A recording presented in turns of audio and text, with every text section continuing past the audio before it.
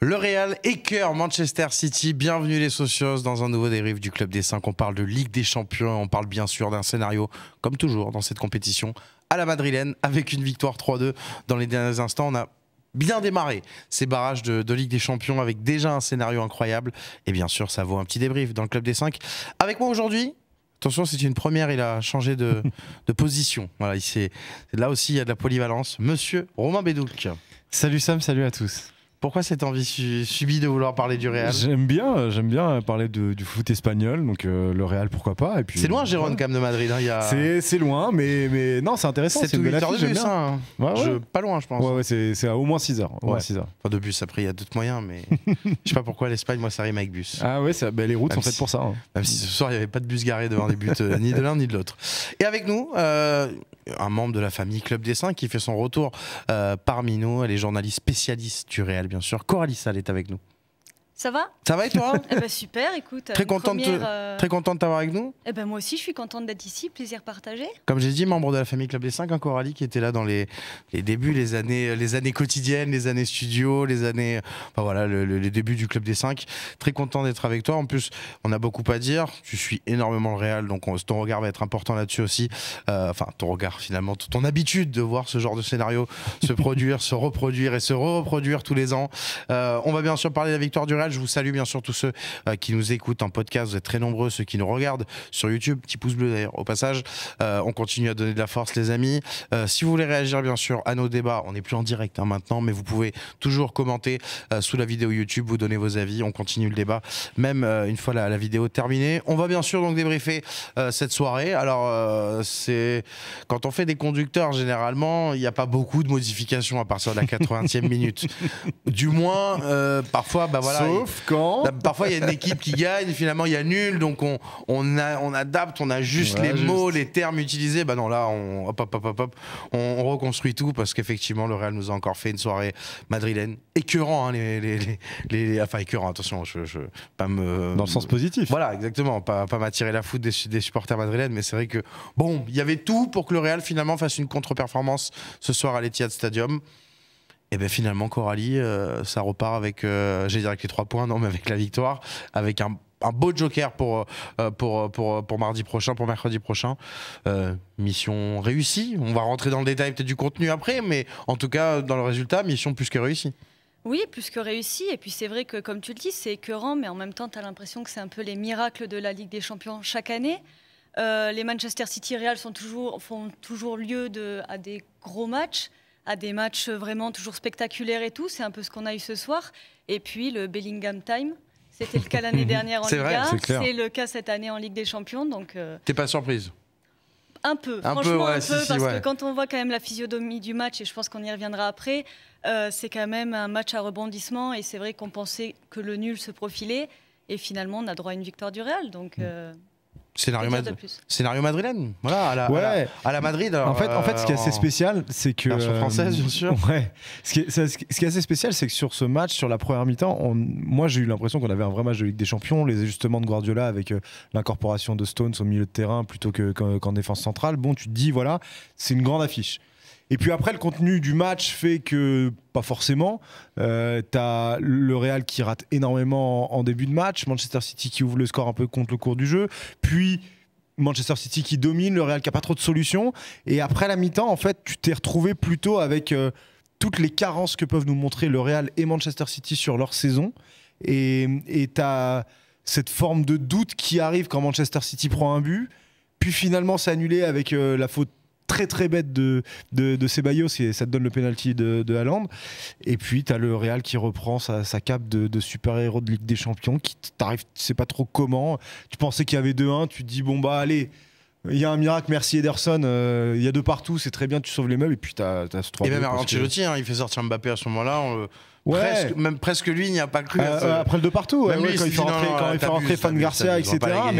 Mais ouais, c'est tellement madrilène. Et en fait, c'est assez marrant parce que c'est hyper madrilène de renverser des scores comme ça et de gagner dans les derniers instants. Mais c'est aussi hyper Manchester City de complètement foirer ce qui était plutôt bien pendant 60-70 minutes où tu mènes au score ou au moins tu es dans le match, et maintenant tu te retrouves avec une défaite à domicile avant un retour au Bernabeu où ça va être très très très compliqué, et surtout tu as une confiance qui est au niveau zéro avant ce match retour là, parce que tu doutes, et à chaque fois que tu doutes, t'es puni, quoi. Et là, t'es encore puni par ce qui se fait de mieux en Europe dans ce type de scénario. Et il faut rajouter une chose, le Real, je crois, n'avait jamais gagné à l'Etihad Stadium. Ouais, donc t'as raison. en plus de ça, on se dit qu'il y avait énormément de blessures parce qu'il manque Alaba, il manque Militao, il manque aussi Vasquez. Oui, t'as pas de défense centrale, t'as pas de défense de Rudiger. Et tu te dis Carlo Ancelotti arrive à aller gagner à l'Etihad Stadium. Alors oui, comme tu dis, contre un City malade qui a eu des vieux démons qui sont réapparus encore dans ce match, on l'a vu parce qu'ils se font reprendre 2 fois au score. Et en fait, tu te dis, mais même en bricolant, le Real arrive à s'en sortir. Oui, parce que c'est intéressant ce que tu dis, Coralie, c'est qu'effectivement, on peut parler de City, mais on peut parler aussi du Real, qui avait finalement la tête de l'équipe qui pouvait se faire bousculer et tomber dans le piège aussi. Donc là encore, ils ont réussi à surmonter ça. Clairement, et puis même Camavinga, il joue alors qu'il n'a pas été titulaire lors des derniers matchs parce qu'il était blessé. Donc on parle aussi d'un joueur qui était en manque de rythme au milieu. Même je ne sais même pas s'il a vraiment été titularisé plusieurs fois avec Ceballos. Et tu te dis, ce soir, ils arrivent encore à l'emporter. Et même quand tu regardes les bancs, tu te dis, comme tu dis, Pep Guardiola a fait énormément de changements. Les 5, ce soir. Ouais, voilà. Carlo Ancelotti, je crois que le premier, il a la 75e ou à la 80e. Et tu te dis, il arrive à renverser le match avec un entrant qui est Brahim Diaz. Donc tu te dis, en fait, le Real a fait le boulot et même plus que ça, quoi. Oui, il fait rentrer Brahim, Modric et Fran Garcia sur la fin de... Ouais, sur la fin de match. Mais fin, hein. Ce qui est assez fou, c'est que je disais que le choix de Guardiola, par exemple, de mettre Stones, etc., d'avoir des adaptations. Alors effectivement, c'est parce que... Mais ils ont été bousculés, en fait, attention. C'est l'effectif de Manchester City.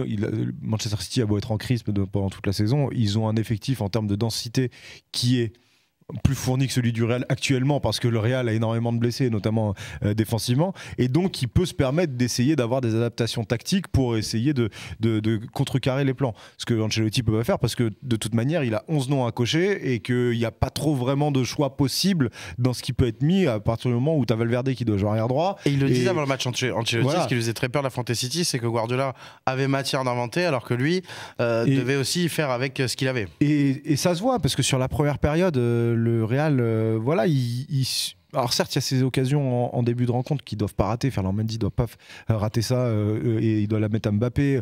Il y a Mbappé qui rate un truc aussi. Il y avait Rodrigo qui joue pas bien le coup à un moment pour Vinicius, etc.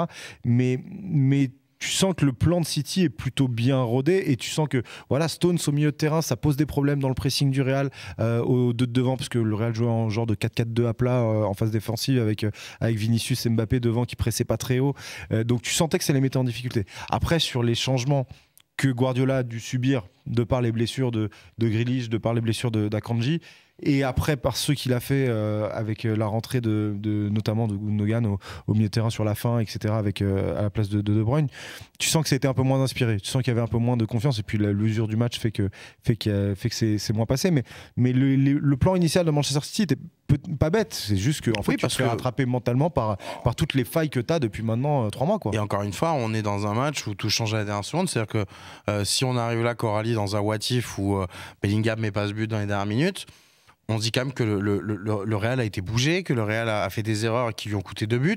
Donc tout est loin d'être parfait, encore une fois, dans cette prestation du Real. De toute façon, jamais rien n'est parfait avec le Real. Le pressing est défaillant. Si, le scénario. Le scénario, c'est voilà, la finalité. Exactement, on va dire ça voilà. comme ça. Mais le pressing était défaillant. Je veux dire, toi, tu parles de défense en 4-4-2. Le pressing, en fait, quand tu les voyais jouer City, ils étaient dans un fauteuil. Après, moi, j'ai quand même été surprise de voir aucune recrue de Manchester City alignée au coup d'envoi. Moi, je pensais qu'il essaierait Marmouche pour justement prendre un peu de vitesse et tout avec Ferland Mendy, voir Valverde qui était à ce poste. Bon, il a déjà dépanné à ce poste-là, mais tu te dis, c'est pas un spécialiste du poste, et finalement, il le fait entrer en jeu. Donc, c'est vrai que moi, quand même, la compo de City m'a quand même surprise. On va quand même parler du joueur français que tu admires tant, Romain Bédouc. J'adore le joueur de foot qui est Kylian Mbappé. Ah, je pensais d'ailleurs Ferland Mendy. Non, plus sérieusement, ce Real-là aussi a eu besoin d'être relancé par Mbappé ce soir, parce que même si tu l'as dit, il rate notamment une action en première mi-temps, mais on a senti à un moment donné que effectivement c'était un peu la soirée aussi compliquée, notamment devant le but. Alors, pour le coup, c'est pas le plus académique. Ah bah ça. Non mais t'as raison parce que sur les actions que va rater Mbappé, c'est des actions qui sont peut-être mal exécutées, des plats du pied qui sont pas assez appuyés ou qui partent au-dessus.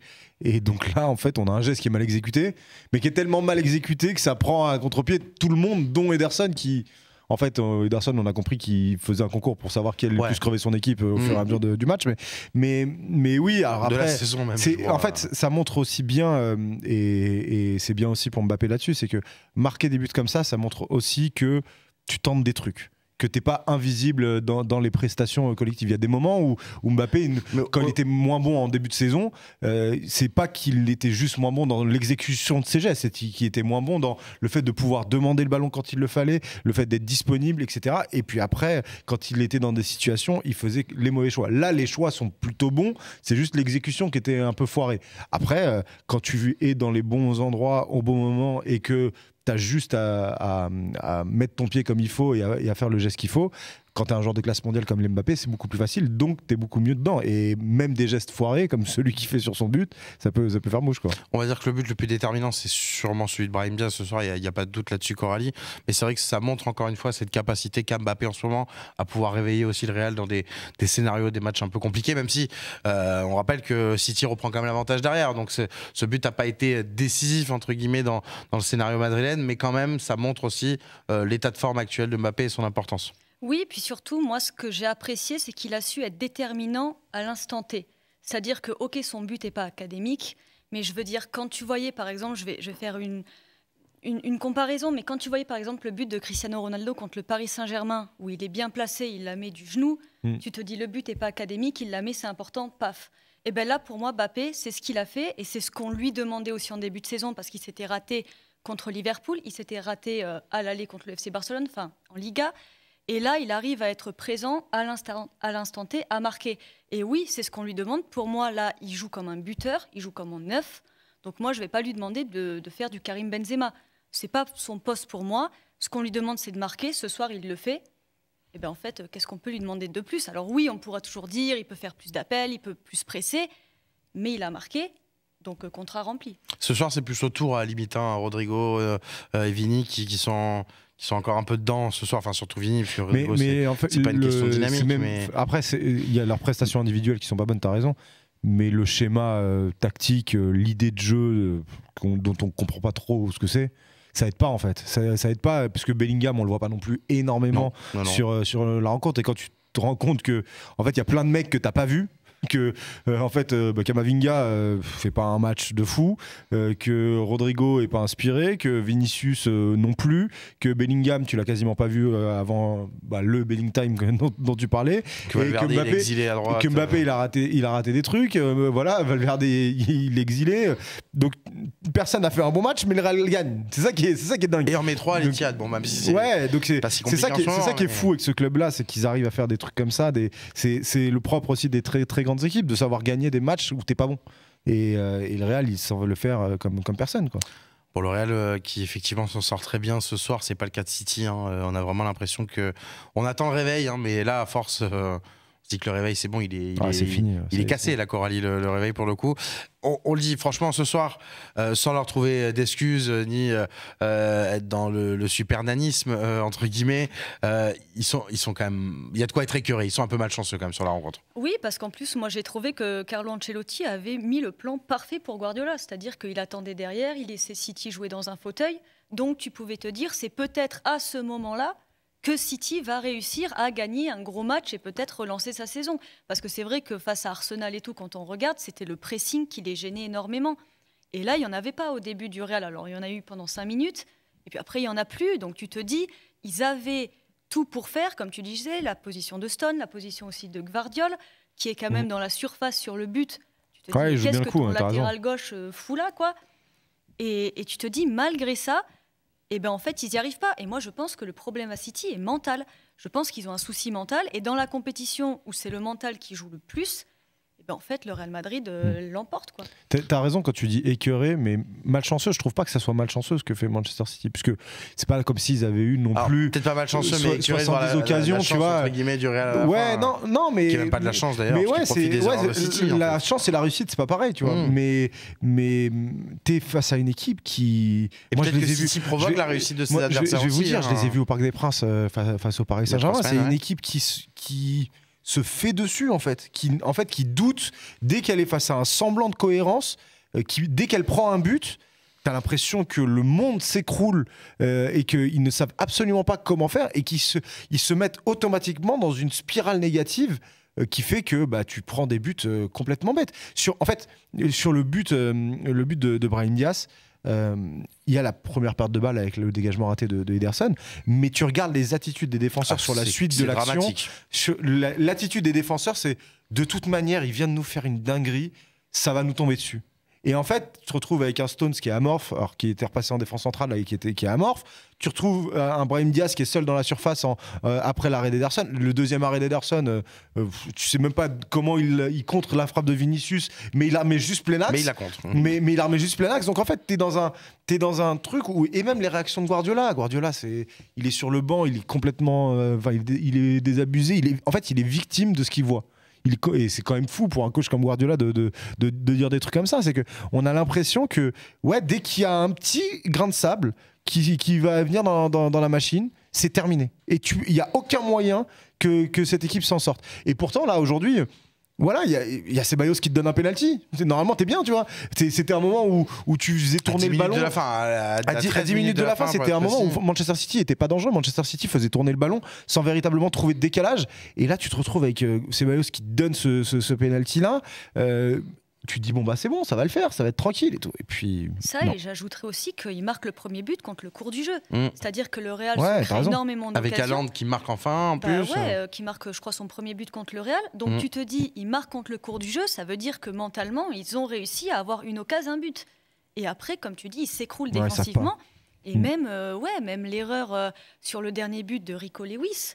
Mais jamais tu dois faire ça. Et oui, je pense que City, c'est plus grave. Que ce qu'on pense, et tant que Pep Guardiola ne trouvera pas la solution, je pense qu'en fait, ils continueront de descendre comme ça. À se poser même la question si c'est une question de solution à trouver pour un coach ou. Non, mais cette année, c'est mort. En vrai, on se le dit comme ça. Mais cette année, si Guardiola arrive à sortir de cette situation-là, arrive à trouver les ressorts pour sortir le Real Madrid de la Ligue des Champions en allant gagner à Santiago Bernabéu. Alors c'était ma prochaine question, j'allais dire, faut-il un exploit au Bernabéu quand on voit cette équipe? C'est un miracle, exploit. La chance de City, c'est que pour sauver les meubles, ils peuvent peut-être remporter un titre. Remporter un titre, c'est pour être la Cup. La Cup, en huitième de finale, ils jouent Plymouth, parce que Plymouth, ils ont sorti Liverpool. Oui. Mais sinon, c'était Liverpool au programme. Donc c'est peut-être ça la chance de City. Mais donc attention, parce qu'ils n'ont pas fait les malins. Ils sont à 2 points, du top 4 en Première Ligue et ils sont à 15 de Liverpool, 9 d'Arsenal. Donc après, ils sont toujours dans le top 4. Non, ils sont 5e. Ils sont à 2 points. Mais ils sont toujours dans la course au top 4. Mais en fait, sauver la situation, pour moi, il n'y a qu'en sortant le Real. Mais il n'y a aucun moyen, on va y venir, mais il n'y a aucun moyen où j'arrive à imaginer cette équipe-là sortir le Real à Santiago Bernabéu en sachant que en fait, dès que. Non, on est dedans. Mais en sachant que dès que tu as un événement contraire, ça peut être un but pris, ça peut être un carton rouge, ça peut être un coup de sifflet qui va pas en ta faveur. Tu as l'impression que cette équipe-là, elle panique et elle devient en fait un petit enfant dans une cour des grands. Donc c'est quand même fou. Et c'est le pire adversaire de Coco Rally parce que le Real, t'es capable de gagner 3-0 jusqu'à la 88e, mais quand même te faire dessus parce que c'est le monstre inverse. Peut y avoir un. Non mais t'as raison, c'est exactement le monstre inverse de peut y avoir un doublé qu'on de Ceballos dans les 3 dernières minutes. Voilà, mais. Ça, et puis moi je trouve que les cadres aussi ont flanché ce soir. De Bruyne, je l'ai pas trouvé bon. Bernardo Silva, je l'ai pas trouvé bon. Ça fait longtemps que De Bruyne il est pas bon en ce moment. Et je pense aussi que le souci de City vient aussi du fait que les cadres sont pas bons. C'est vrai que souvent on regardait, alors plutôt sur les précédentes remontadas du Real, mais quand le Real était mené au score, tu voyais les cadres demander le ballon dans les pieds et dire de toute façon on va marquer, il y aura pas, tout va bien se passer. Et à City, si ça panique, c'est aussi parce que tu as les cadres qui doivent transmettre ça. Et tu as des joueurs jeunes comme Savinho et tout. Ils essayent, mais après. On n'a pas le sentiment non plus que le ballon leur brûle les pieds, tu vois. C'est ça qui est bizarre. C'est vraiment, moi j'ai l'impression, un manque de créativité, un manque d'idées, un manque de maîtrise. En fait, c'est que on sent pas une équipe T'as des joueurs qui sont censés être des joueurs clés, à des endroits du terrain qui sont des endroits clés, mais ces joueurs-là, avec des statuts de cadre, sont défaillants footballistiquement et mentalement. Voilà, plus tu en parles de De Bruyne. De Bruyne, footballistiquement, depuis le début de l'année, c'est pas bon. En fait, c'est pas bon. Mais sauf que c'est De Bruyne. Et le problème de De Bruyne, c'est que son remplaçant poste pour poste, c'est Gundogan. Mais Gundogan, c'est aussi un cadre et il est aussi défaillant. Donc en fait, tu es dans un truc où, de toute manière, cet endroit-là du terrain, qui est un endroit clé, qui est comment tu vas donner des ballons à Lens, comment tu vas fluidifier ton jeu dans le dernier tiers du terrain, comment tu vas faire. Cet endroit-là du terrain est pris par un joueur défaillant qui a un gros statut et le remplaçant est un joueur défaillant qui a un gros statut. En fait, tu t'es bloqué par ça. Et des mecs comme ça, t'en as à peu près à toutes les lignes. T'as un Bernardo Silva qui a un statut dans ce vestiaire-là, mais qui, au poste de relayeur dans un milieu à deux, t'apporte absolument rien. T'as un Foden qui, normalement, est un titulaire indiscutable de cette équipe. Bon, aujourd'hui, il démarre pas, mais il est titulaire indiscutable de cette équipe, mais ses prestations ne sont pas bonnes. T'as un Ruben Dias qui passe son temps à revenir de blessure et qui en fait t'apporte aucune stabilité parce que lui-même il est en recherche de sa propre stabilité. Gvardiol, j'en parle pas, là il fait la bonne action sur le but, mais défensivement... Et encore, sur le but, il est à deux doigts de mettre à l'ordre en jeu. Oui, mais bon, le coup est quand même bien joué de savoir, c'est bien d'être là. Et puis t'as les petits jeunes qui essaient de s'incorporer, tu parlais de Savigno, tu parles de Rico Lewis qui veulent se mettre là, mais en fait le problème c'est que c'est des jeunes qui font des erreurs. Parce qu'ils il y a les recrues aussi avec Marmouche et Kuzanov, donc bon... Ouais, mais Marmouche j'aurais bien voulu le voir avant. J'aurais voulu, mais Marmouche, j'aurais pas voulu le voir en poste pour poste à la place de Savigno ou de Foden. Marmouche, j'aurais voulu le voir peut-être au poste de Bruyne, en soutien d'Haaland. Et puis voilà, tu te mets avec ça et puis on y va, on essaye un truc, tu vois. Je sais pas. Il y a des trucs. En fait, c'est bizarre dans ce match-là parce que j'ai trouvé Guardiola inspiré dans son choix du 11, mais pas du tout inspiré dans les changements qu'il a pu faire. Il en a subi 2, c'est vrai. Mais après, sur la deuxième période, je trouve qu'il y a énormément de carences. Mission impossible, Coralie, pour mercredi prochain. Non, c'est toujours possible, mais bon, ça passe. Vas-y, arrête, tu crois pas. Non, mais parce que le Real est aussi fragile et le Real a aussi pris des gros scores cette année face à plusieurs adversaires et face aux gros, il y a du mal aussi. Je veux dire, contre le top 5 de la Liga, ils ont gagné qu'une seule fois. Donc, mission impossible, pas forcément. Après, je pense que ça va être très, très compliqué. Mais franchement, t'es pas à l'abri, surtout que le but à l'extérieur ne compte plus. Donc... 1-0, t'es en prolongé. Il faudrait qu'il y ait une malédiction Mbappé quand même pour que le Real. Non, mais franchement. Non, mais il n'y a pas de. En fait, je n'arrive pas à imaginer un scénario qui permette à Manchester City de se qualifier. En fait, puisque tu le disais, même Manchester City qui gagne avec 2 ou 3 buts d'écart. Même à la 80e. Doublé ce soir, tu perds 3-2. C'est ce que tu te dis en fait. Bah ouais, c'est ça en fait. Il y a très peu de scénarios qui peuvent donner une victoire de City, puisque de toute manière, le Real est le club qui arrive à faire en sorte que, quoi qu'il se passe, à la 80e, tout est remis à 0 et on est capable de rattraper un score à ce moment-là. Et même si tu mènes de 2 buts, tu as un but du Real, si Manchester City mène de 2 buts, un but du Real, tu es en prolongue. Donc voilà, et après, une fois que tu es en prolongue, que tu t'es fait rattraper, qu'il y a Santiago Bernabéu qui gueule, c'est fini, c'est fini. Bon, j'ai bien compris que vous ne voyez pas beaucoup d'espoir pour City, mais je note quand même la touche... comment on appelle ça quand tu veux éviter le mauvais œil de Coralie se blanchir. Elle essaie de blanchir l'adversaire. Non, c'est bon, ça peut le faire, pourquoi jamais. Pas. Sait-on jamais s'il récupère la confiance en 6 jours. Ça semble quand même compliqué. Le Real donc qui a écœuré Manchester City ce soir. On a bien sûr débriefé tout ça. On s'arrête pas là pour autant dans le Club des 5. On reste ensemble, les amis. Bien sûr, un max de pouces bleus pour ceux qui nous regardent sur YouTube. On va terminer bien sûr avec l'instant avec notre partenaire Winamax, bien sûr, notre partenaire historique du Club des 5, puisque c'est l'heure de jouer dans l'émission Le Club des 5. Alors, je rappelle bien sûr que jouer, justement, ça comporte des risques. Il faut que ce soit un petit loisir, un moment sympa pour terminer l'émission, voilà, tranquillement. Il ne faut pas que ça devienne une contrainte dans vos vies. Si c'est le cas, il y a un numéro qui s'affiche juste en bas de votre écran. Je vous conseille, dans ce cas-là, de le contacter pour pouvoir obtenir de l'aide. Oui, Romain. Et nous juste, c'est important de le préciser aussi, on va vous proposer des cotes, on ne vous proposera jamais des mises. C'est-à-dire qu'on ne vous dira pas, il faut mettre tant sur tel truc. Ouais, non, mais jamais. Non, mais on propose pas des mises, nous on propose des cotes et il faut considérer quand on veut jouer, quand on veut faire des paris sportifs, il faut considérer que la mise que l'on met est déjà perdue. Et après c'est du bonus. Voilà, donc il faut être préparé mentalement à perdre déjà l'argent qu'on a envie de miser. Et je dis ça en rigolant, on n'a jamais dit mettez 100 € sur machin, mettez votre maison. On a toujours fait la cote de base, la mise de base qui est 10 € sur les sites de paris sportifs. Vous pouvez mettre beaucoup moins, vous pouvez mettre un peu plus. Ça, c'est encore une fois vous qui gérez, mais ça ne doit pas être une contrainte. Une fois qu'on a dit ça, on va pouvoir regarder les matchs de demain, parce que il y a encore des barrages qui arrivent dès ce mercredi. Rebelote la semaine prochaine avec les matchs retour. Et après les huitièmes de finale. On va pouvoir avoir de quoi discuter lors de ces 2 prochains mois. Demain, il y a un club français notamment qui joue, Monaco, ce qui peut être sympathique. On verra si c'est choisi par Coralie ou Romain. Je vais commencer par toi, Romain, parce que tu es parti sur un truc à la Romain, quoi. Là. Non, mais il y a Feyenoord de Milan. Donc Feyenoord de Milan. À la base, je voulais mettre le but de Santiago Jiménez pour le Milan, parce qu'il revient à Feyenoord. Là, il était là en début de saison avec Feyenoord, et donc là, il revient dans son stade 3-4 semaines après son transfert. Mais je ne vais pas partir sur Santiago Jiménez, parce que la cote était à 2,50, c'était pas fou. Je vais partir tu l'as quand même calé. sur Christian Pulisic décisif. Christian Pulisic, c'est un joueur qui renaît véritablement au Milan, qui enfin donne satisfaction par rapport aux attentes qu'on pouvait avoir de lui. C'est un joueur qui va marquer, qui va passer, qui va tirer les pénaltys notamment à Milan. Et donc décisif, ça veut dire but ou passe décisive. Voilà, moi je vois bien Christian Pulisic être décisif dans un match où il va y avoir des défenses qui vont être assez ouvertes, je pense. Je pense qu'il va y avoir des buts, peut-être des deux côtés.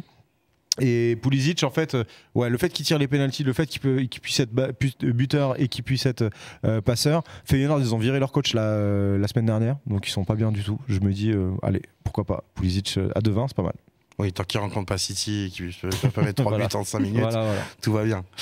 Pulisic, donc, avec le Milan 2-20. Oui. Sympa, décisif. Oui, non, c'est pas buteur, c'est vraiment. Oui, mais j'apprends que ça existe. Bah ouais, c'est trop bien. Je me coucherai moins bête ce soir. Toujours sympathique. Coralie, pour ta grande première. T'as vu, j'ai laissé Romain essuyer les plâtres et on te déroule le tapis rouge derrière. Moi, du coup, je m'étais dit Benfica qui gagne contre Monaco. Ah oui, d'accord. Ouais, malheureusement pour nos clubs français. Voilà, c'est ça, parce que je les avais vus jouer contre le Barça et je les avais trouvés hyper solides, notamment en attaque, et donc je pense que ce sera un match. Parce qu'en défense, ils avaient pris quelques buts ce jour-là. Oui. Bon, après, en même temps, on va dire que l'attaque du Barça est aussi vraiment énorme. Mais moi, du coup, je vois Benfica gagner. Après, je sais pas trop comment ça marche, s'il y a plus de buts, machin. Mais moi, je vois Benfica l'emporter. Benfica tout seul à 2,95, c'est bien. À 2,95. Alors attention, Benfica, je sais qu'il y a 2 joueurs. Alors, je sais plus lesquels qui sont blessés ce week-end. Je crois en plus, j'ai peur de dire une bêtise, mais je crois 2 ligaments croisés ce week-end au cours du même match pour les Lisboètes. Donc, je sais qu'ils arrivent un peu amoindris. Maintenant, ils ont battu cette équipe de Monaco déjà cette année en Ligue des Champions. Donc, effectivement, ça ne sera pas une mince affaire pour les Monégasques. 2,95, donc la cote du Benfica. Quand même, faudrait quand même que les clubs français passent le Benfica, parce que ils se sont battus les deux à dire on préfère jouer le Benfica que le PSG. Si c'est quand même pour se faire éliminer. Ouais, mais bon, mais faut faire attention. Benfica, c'est pas une équipe facile à sortir. Non, en Ligue des Champions, quel que soit le niveau, coriace en Ligue des Champions, quel que soit le niveau, tout ça, c'est toujours chiant. Donc, mais ouais, en fait, comme moi, je vois un duel assez équilibré. Et les deux cotes sont, il y a Monaco qui est à 2,30 je crois et Benfica qui est à 2,95. Et la victoire de Benfica d'ailleurs était à Louis II. Et autant jouer la cote la plus intéressante des deux. Donc Benfica à 2,95 c'est pas mal. 2,95 donc le Benfica qui affronte Monaco. On espère que tu auras tort, Coralie, quand même. C'est pas contre toi, mais c'est plus, on va dire, un sentiment. Quoi qu'en fait, non, on s'en fout. Monaco, ils sont pas français, donc c'est vrai, en fait. Je sais pas pourquoi on s'emmerde. On va se faire défoncer bêtement. On était bien là, on était sur une émission tranquille. Antoine Le Breton, les supporters monégasques. Tu rigoles, la commune monégasque. Et c'est la une des plus. Je crois que c'est le 3e ou 4e club le plus supporté à l'extérieur. Ah oui, bien sûr. En France, c'est le premier, mais je crois dans les 5 grands championnats européens. Ah ouais, carrément. Ouais, je crois que c'est un des clubs où il y a le plus de déplacements. De supporters. Non, c'est un truc de fou au Monaco à ce niveau-là. Mais bon, ils sont pas tous monégasques. Déjà parce qu'ils rentreraient pas tous à Monaco. Donc, voilà, sinon c'est pas possible. Bon, une fois qu'on s'est mis les supporters de Monaco à dos, on va pouvoir conclure cette émission gentiment. C'est la fin de Winamax. Je rappelle juste sur Winamax, qu'il y a le code promo. Vous pouvez lors de votre pardon, on va le faire sans faire un AVC. Lors de votre inscription, vous pouvez lors de votre premier dépôt rentrer le Club 10, c'est le code promo. Club en majuscule 10 collé, Club 10. Ça vous permet d'avoir des petits avantages, voilà, pour démarrer votre aventure sur Winamax. Donc Club 10, c'est c'est offert par le CD5, c'est cadeau. Et c'est pour vous. Merci à tous les deux, Coralie Sall, Romain Médouc. Merci. Quelque part, c'était un peu tous les deux une première. Ouais, c'est vrai. Ouais, Voilà, c'est vrai. Pour toi aussi.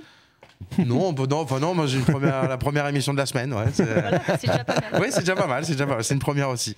Je voudrais remercier bien sûr Fares Hachem qui a réalisé, préparé, qui a tout fait dans cette émission. C'est un peu notre Luka Modric à nous, les années en moins. Et s'il y en a qui veulent un débrief... Non, en fait, ils ont le même âge. Hein, Qui ça, Fares Hachem et Luka Modric. Il n'y a pas beaucoup d'écart. Et s'il y en a qui veulent un débrief du PSG, ça viendra sur la chaîne. Oui, ça viendra demain, bien sûr. On parlera du Paris Saint-Germain. On a commencé par le scénario Ligue des Champions et on passera au scénario Ligue 1 demain. Voilà, mais avec un Dembélé Ligue des Champions, quand même. Ça, il faut le signaler.